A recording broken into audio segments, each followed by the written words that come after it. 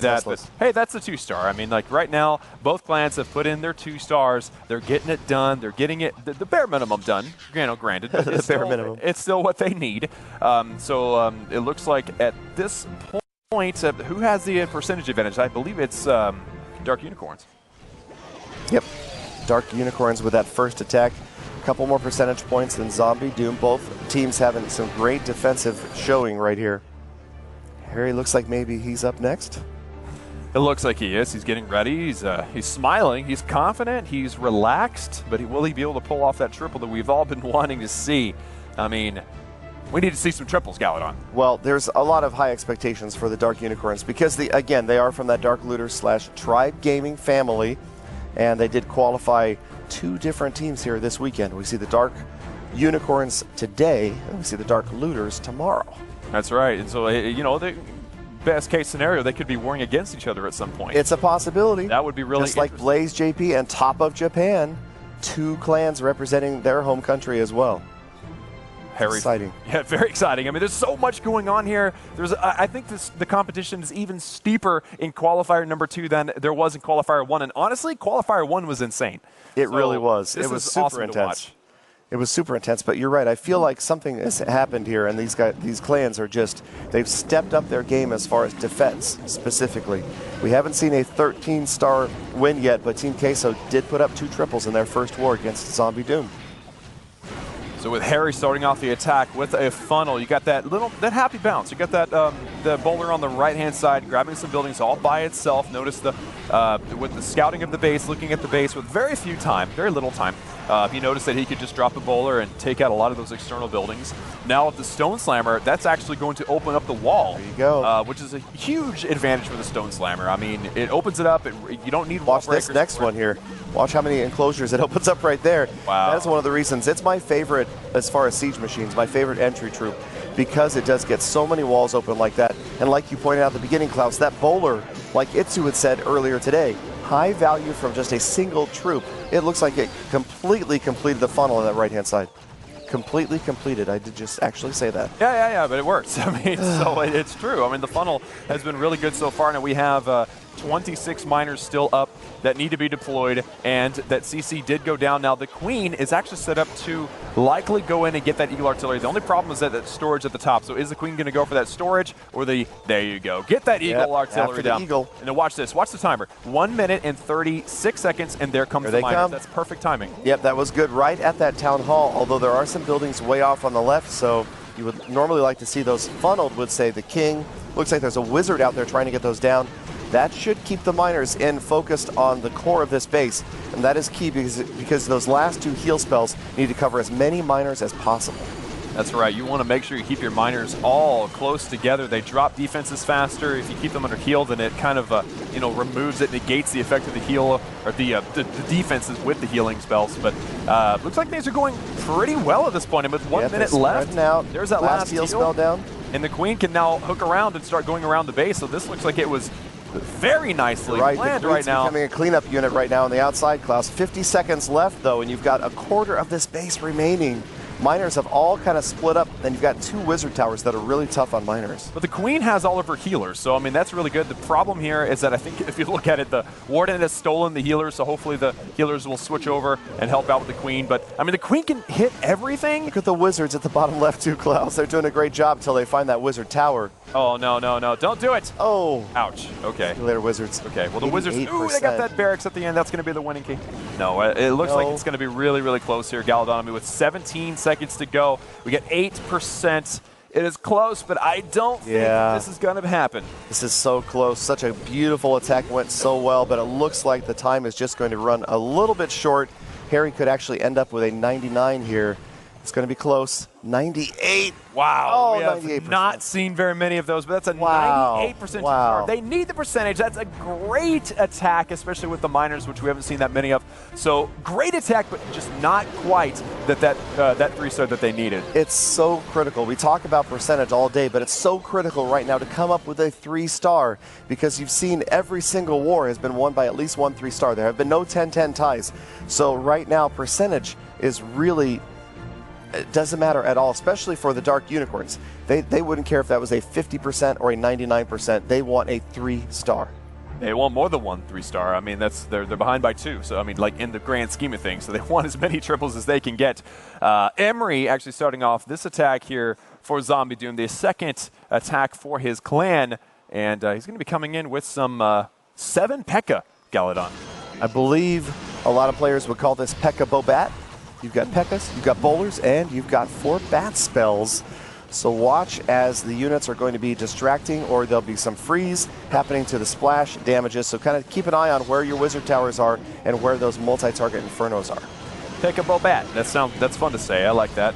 We have seven P.E.K.K.A. and leading the charge in with that is that Wall Wrecker with just a wrecking ball of troops. Look at that, Galadon. So many P.E.K.K.A.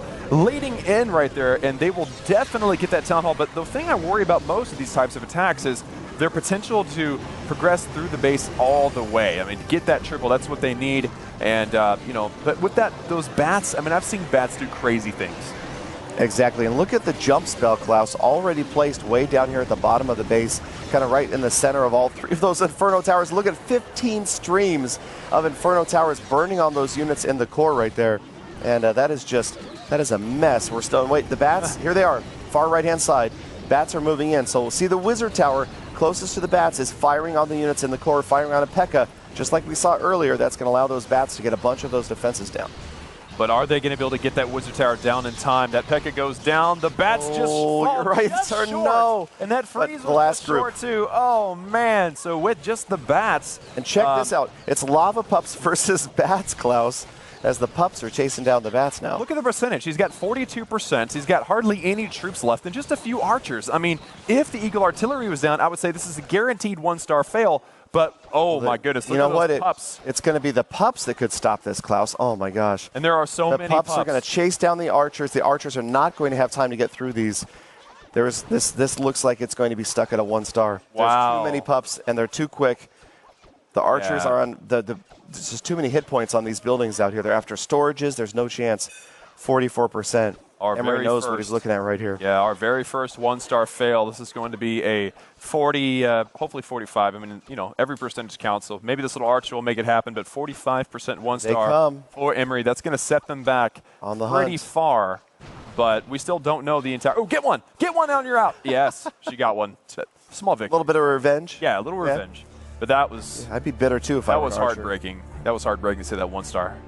That is tough to watch right there. So that's been it's been tough to see so far, some of these lower percentage attacks, and that's our first 1-star. It really kind of opens things up at this point for Dark Unicorns. But again, they're looking at the big picture. They see the forest through the trees. They know that just winning this war is not going to get them anywhere. They need to pick up triples. They need to do better than Team Queso and Blaze JP that's hanging out in the back doing their war right now. They need to do better than everybody else, at least in the top half, to move on. So yes, that's good for Dark Unicorns, but they still need to provide some triples for us and for themselves, but mostly for us. Mostly for everybody at home who wants to watch the 3 stars. But hey, again, it's been a clinic on base design so far today. Absolutely some amazing bases going up. And, if a base can surprise and hold off an attacker like these guys, you know that it's going to do well in your wars at home. Absolutely. And then, I'll bring this up once again, that being in the studio under the bright lights, listening to us ramble, it's very stressful. It's stressful. And they know that there's a lot of people watching. Usually you're seeing spectators and you might get 10 or 20. But right now they've got thousands, millions of viewers. So there's a lot to absorb right now. No, for sure, Klaus. They have a lot on the line. We always have to remember that it's completely different to attack like this after all this preparation and all this, the cameras in their faces and they're up on stage, as opposed to in the comfort of your own home. So it's easy for us to criticize these guys for not grabbing the 3 stars, but almost any of us given the same position couldn't even come in anywhere near the performance that these guys are putting up. And if you think you can, then you ought to be registering at play.eslgaming.com. There you go. For that tournament. Because that is every month, and that's anybody's chance to put together a 5-player team and qualify and get here to Poland and show your skills off. I mean, there are 40 players here, and all of them qualified, half of them through ESL and half of them through the Clan War Leagues in-game, right? Yep. So, and none of them were shoe-ins. Everybody earned their spot. So everybody out there, you definitely want to try it out, because there is it's a lot of fun being here, but also a lot on the line with a prize pool altogether of of $1 million. Just watching these skeletons get wiped out by the splash damage from that wizard tower was hilarious. There's the Warden's ability. There's really just witches left at this point, Klaus. Two stars, but barely over 50% right here. And the Eagle is going to come down and just end a bunch of those witches' hopes. Well, you don't want to forget the bats. Yeah, the bats took out the Inferno Tower. They're going through trying to take out the Expo. Expo can only hit one at a time. They'll also take care of that sweeper so they can keep on trucking through this base. It's so cool how they go to defenses. So it's like, you know, you can kind of see where they're going to go, and they're very useful. But at the end of the day, Galadon, this was still a 60% 2-star, well below the average. But it is the 2-star, and Dark Unicorns have to at least be happy about that. Yep, you got a couple more minions pecking away on the right-hand side here. But again, a relatively low percentage, and Zombie Doom again. You know, I was thinking about bases from last season, but I'm thinking bases from this season. Wow, it is just but you have to remember that this obviously has also shown us a slight change in the attack meta. I think that what we're seeing here is more players that are focusing on 3 stars, less players that are focusing on high percentage 2 stars. If you remember last month, we had a lot of players that were focused and had even arrived at these playoffs, the qualifiers, by executing high percentage 2-star attacks. And that's what they wanted. That's what they aimed for. Yeah. They got there. So, I mean, it's possible to do it again. Of course, are you going to win if you come here with just that 2-star mentality? Probably not. But, you know, anything can happen. And we see an increase, I think, in the amount of competition and sportsmanship going forward in these qualifiers. But, you know, it's exciting to see what actually progresses and how things change as we go along. Yep, so we're getting a look at Shift a lot. Remember, he did drop the 3-star early on the first war. He was the first attack from Zombie Doom that dropped the 3-star against Team Queso. So that's an important star right now as we're looking at these totals, as we're getting close to wrapping it up. But remember, we've got another war after this one. That's right. One more war after this, but Shift a lot. Again, we have high standards of Shift a lot. He's gotten that triple. He showed us that he's capable of it. So let's see what he's able to pull off here today. Again, with that P.E.K.K.A. smash, he's got the Queen Walk, he's got the P.E.K.K.A., he's got the bowlers, he's got a Battle Blimp, unless he decides to change. And he's got 5 bat spells, Klaus. There you go, bat spells. P.E.K.K.A. Bobat right here. P.E.K.K.A. Wait, say that again? P.E.K.K.A. what? P.E.K.K.A. Bobat. P.E.K.K.A. Bobat. It's funny how well that rolls off the tongue. Rolls off the tongue. P.E.K.K.A. Bobat.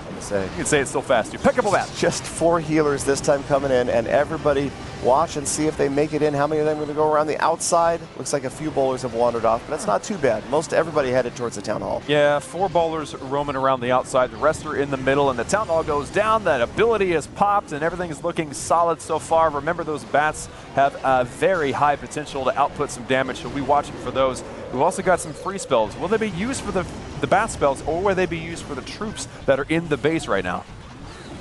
Exactly. You can see that all of the Infernos are multi-target. Here they come as that Wizard Tower is distracted. The bats moving in from the right-hand side. Also, you'll notice that, there's the freeze from the Ice Golem on offense. That's going to help out a lot as the bats are going to wipe out that multi-target Inferno and move forward. Another freeze spell, just kind of insurance there, but unfortunately not on that Wizard Tower, and now the bats are history.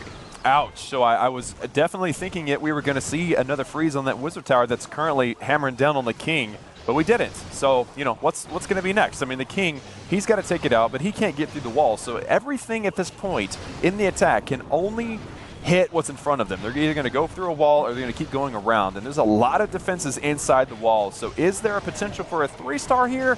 I'm not thinking so, but we've seen some crazy attacks so far. I think there's just too much left in the core, Klaus. You're right. I think that Shiftel, I was hoping those bats would make it further, and that Wizard Tower really ended their journey through this base. And now as the units work their way towards the outside, it's like we talked about, when you see the end of an attack that you're hoping is going to be a 3-star, you're almost always hoping that it's your units working from the inside out rather than from the outside in, because left against some of these maxed out walls at the end of the attack, that is almost always going to make you run out of time before you can get to them. You can tell he's disappointed, but I mean, look at the percentage, 75% 2-star. Obviously, Zombie Doom is now behind because of that 1-star earlier, so they really need a 3-star just to keep up. But at least he got the 2-star. He still set up his clan for the next attacker to hopefully be able to pull off that 3, get them tied, and then potentially even take the win with their final attack. Yep, everything is still super close right here, and another solid attack. Great to see a use of bats. Again, exciting to see lots of different attack strategies today. We've seen Miners, we've seen Hog Riders, La Loon, we've seen Eve Dragons I was with about and to without say, bats. I just knew you'd forget it, but you didn't. The dragons were out there. We've seen some dragon attacks. And So we've seen Electro. Didn't we see one? We saw one Electro Dragon attack, too. we've seen a lot of Electro Dragon funneling, but we haven't seen a lot of like major, just full-on Electro Dragon attacks, which is funny because that's what I see a lot in my clan. But it's still so fun to see the different varieties of not only attack strategies, but base designs and what they hold in priority by putting in the middle, where they put their walls. I mean, we can learn so much by just simply looking at a base and staring at how it gets attacked. And speaking of staring at bases, that's what Lewis is doing right now, getting ready to attack King Tut's base of Zombie Doom. He looks like he's feeling pretty relaxed. He's pumping his fist there like he's ready to put one down. Checking out the base and the attack strategy he's got. There's more Laloon. It looks like maybe Electrone. Laloon. So this is one of those more complicated attacks. We've seen, I don't know, Eve Check from Tribe also does this style attack, and that would be Electrone with the heroes without healers, and then Lalo. That's right. I mean, there's a lot going on. You can imagine on his device, he's having to scroll quite a bit between his spells, his troops, and just it's probably just one big mess. But these guys are used to it. So Lewis, also a very familiar face. We've seen him before. Watch for the wall breakers. Real quick, he dropped one. See where the next three are going to go. They're going to try to get through that wall. I'm imagining he wants his Archer Queen to get to the Town Hall. Absolutely. He's got 3 wall breakers left, though. Ice Golem is going to distract. And there they go, right wow. there. So that showed a lot of patience. That was a really cool little display there. I'm glad you brought attention to it, Galadon, because it was just a very slow-moving, very intense moment where it's like, if this wall breaker does not break this wall, this game is over. Yeah, he got it. Very measured attack, and that's what you talk about, the patience and the skill and the restraint that these players have, not to panic, to drop these units one at a time so patiently, so slowly. Archer Queen does get that Town Hall down for the first star. Well, I know that the average player, they tend to want to, I will say the average player, we want to throw down all of our troops all at once and just be done with it, right? But that's not what these guys do. They have multi-level attacks where so many things are happening, and they're holding on to troops because you never know where you might need them. Everything's not going to go perfectly according to plan, and Lewis knows that. So with an excellent Town Hall getting brought down with, very patient wall breakering, the Lalo is actually blasting through this base, and things are looking strong right now. They really are, and you can see they've just got one Inferno Tower left and a ton of balloons under the Warden's protection right now.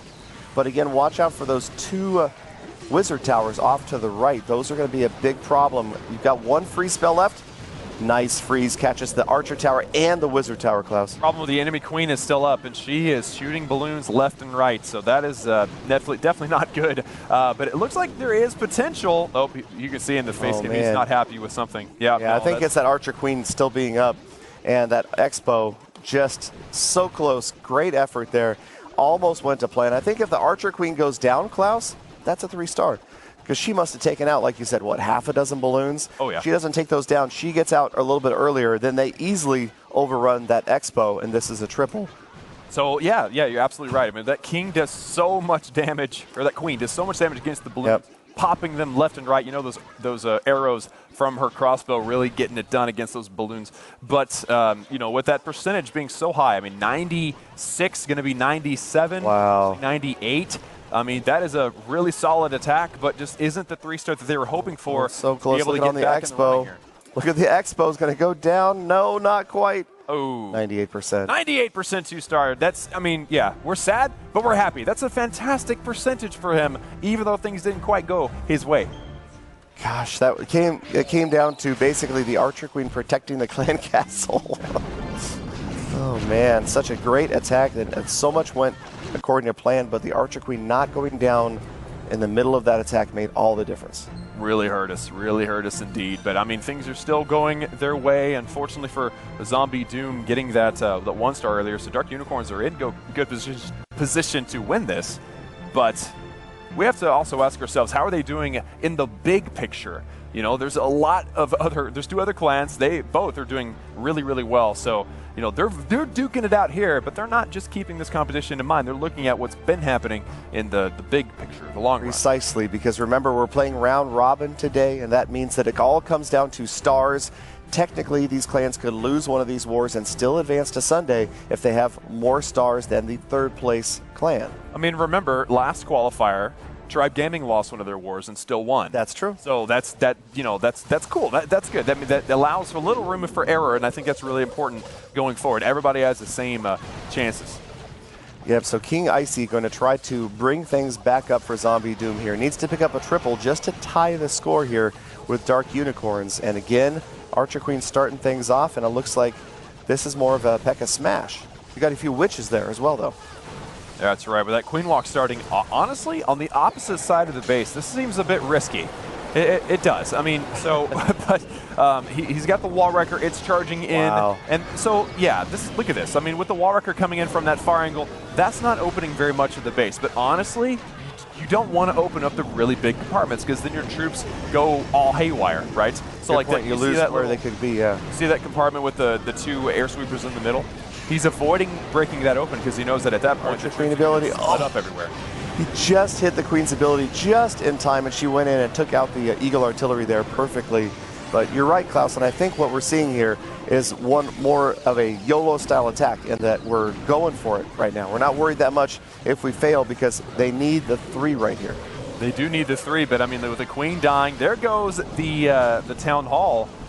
But there's just not a lot left. I mean, what happened here, Galadon? I think they hit one key giant bomb next to that Expo up there, which killed a lot of boulders. But with the King, you think he gets the 2-star, but this is definitely not going to be that elite percentage that we're getting used to seeing. No, unfortunately. And it was a risky entry coming that far away from the Town Hall. The Archer Queen didn't get the job done other than getting the Eagle down up there. Left a lot of key defenses you can see at the top right of the screen. The Inferno Tower, there's a Wizard Tower, and both of those Expos are still up there. So just, yeah, things didn't quite go right. The jump spell there, nobody's taking it. Nobody cared about the jump spell. They decided to go around. But looks like at this point with the King and all of his barbarians, he's going to crack 65. Oh, there's a P.E.K.K.A. Didn't see that P.E.K.K.A. Pretty low percentage, or pretty low hit points, but that's going to probably be it. I mean, all things considered, not that great. They needed something much better than that. That's tough. And you know what else we saw that we've seen earlier in this war, and that is lava pups alive at the end, wiping out the last of the units. So, like Klaus pointing out earlier, the meta has definitely shifted since the last April update. We're seeing lava hounds almost constantly in defensive clan castles. That's right. Now shifting gears, we have Shaso, the final attacker for Dark Unicorns. He's got to get this triple. He's got to make this count in order to set his team up really well for the, for the end picture to see who moves on to the playoff. To keep them competitive, exactly. To keep them competitive in the whole thing. Today, this round, Shaso wants the triple right here, and he's going to bring in my personal favorite 3-star attack, Queen Charge Miner. So let's watch those 24 miners, 24 miners move in. So what we'll most likely see is a funneling using the King on one side, using the Queen charging on another, and then watch for those miners to pull in and have that narrow path. You want to see a narrow path for the miners to follow so that those heal spells. There's only one heal spell, Klaus. You have a minor attack and you only bring one heal spell. Wow. This is interesting. Everyone pay attention to that one heal spell. It's going to be clutch, I guarantee it. But it's going to be a Queen Walk. So obviously the Queen with the healers is going to be a really big focus here. But Galadon, look at the stats on the right-hand side. 4 attacks for each clan. There's 1 attack left each. Shaso's doing his final for the Dark Unicorns. And look at the percentage spread. That's 16% spread between Zombie Doom and Dark Unicorns. Dark Unicorns, honestly, I mean, obviously with that star advantage too, winning this handily up to this point. Yeah, and Shaso not so happy with the beginning of that attack right there. Unfortunately, the Archer Queen working on that Lava Hound. Good late poison spell is going to help get some of those pups out of the way as they move back in within range of the poison spell. But man, I don't know if I've ever seen a minor attack like this with only 1 heal spell. And I'm still very in. Oh, you know what he's angry about? I don't think he wanted the Queen to go for this Town Hall. I think that with the break that happened there, the Queen was supposed to follow that jump spell and go up toward that Eagle Artillery. I think that was what he was angry about. We saw it in the face cam, and I was still trying to figure that out. Yeah, there was a little bang on the table there. I think you're exactly right, Klaus. I wasn't exactly sure what happened, but yeah, you can see because there would have been an approach for the miners to come in, and now the Queen is not going to take down that Eagle early. She's still has her ability, though. She's going to take down the defending Archer Queen. He's adjusting on the fly, and here come the miners, bottom of the screen.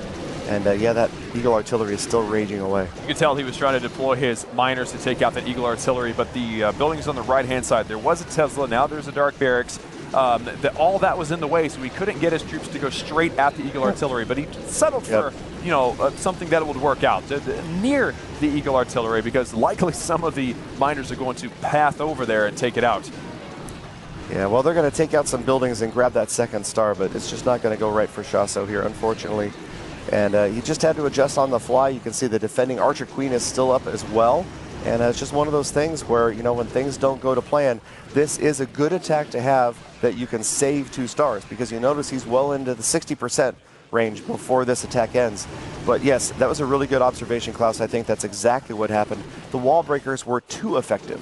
They created a path too deep into the space, and the jump spell, again, like we've talked about, you put it where you want your troops to go, they don't always see it.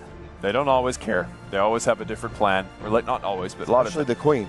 Yeah, well, Just you know, saying. she could see over the wall, so she's much harder to predict. But yeah, there was that key moment where unfortunately that wall broke and the Queen went off in the wrong direction. She did get the town hall. You can't complain too much, but you can tell that the plan that Chasso had was to send the miners up through that town hall instead. Right, because you saw the wall wrecker come in from the top of the base.